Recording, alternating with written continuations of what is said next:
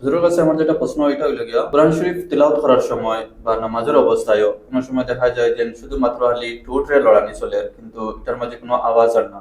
তো এরকম কোরআন শরীফ তিলাওয়াত করা বা এরকম কেউ যদি পড়ে নামাজের মাঝে কিরাত পড়ে, তে এটা হুকুম হইছে। ফিকহের কিতাবের মধ্যে পড়ার ডেফিনিশন বয়ান করছে যে এটা পড়া হয় কমসে কম আপনার আওয়াজটা আপনি আপনার নিজের খান দ্বারা শুনতাম। তো আপনি যখন নমাজ আদায় করবা, চাহে নমাজ একক ভাবে হোক অথবা জমাতের সাথে হোক, যেমন ফর এক্সাম্পল মনে করেন ইমাম সাহেব জোহর নমাজ পড়াইতরা, তো এইভাবে নমাজ পড়ানোর সময় তাই যদি খালি শুধুমাত্র উট লড়াই অথবা একজন মানুষের তাই নিজে নিজে নমাজ পড়িতরা, তাই যদি খালি উট লড়াই আর তার নিজের আওয়াজ তার নিজের খান পর্যন্ত পৌঁছে না, তাহলে বিলকুল নমাজ হইতো না, অর্থাৎ এটারে পড়া হয় না। ফুকাহায়ে কেরাম বললে পড়ার ডেফিনিশন বয়ান করছেন এবং বিভিন্ন কিতাবগুলোর মধ্যে এটা এইভাবে উল্লেখ করা হয়েছে। তো এইভাবে কেউ যদি তিলাওয়াত করেন, খালি উট লড়াই লড়াই তিলাওয়াত করেন, যদি আওয়াজ বিলকুল যদি বার হয় না, তাহলে এই তিলাওয়াতকারীর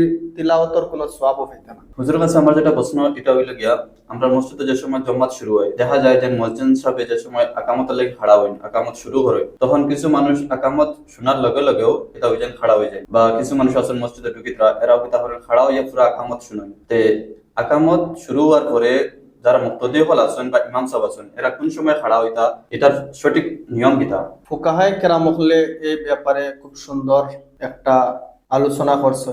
তারার রায়ের মানা আমরা লাগি জরুরি। যেমন ফেকার কিতাব নুরুল ইজার মধ্যেও এবং তাহতাবি আলা মারাকিল ফালা এই কিতাবের মধ্যেও, আর বিশেষ করিয়া ফাতাওয়ায়ে আলমগীরের মধ্যেও এই মাসআলাটা আনছেন।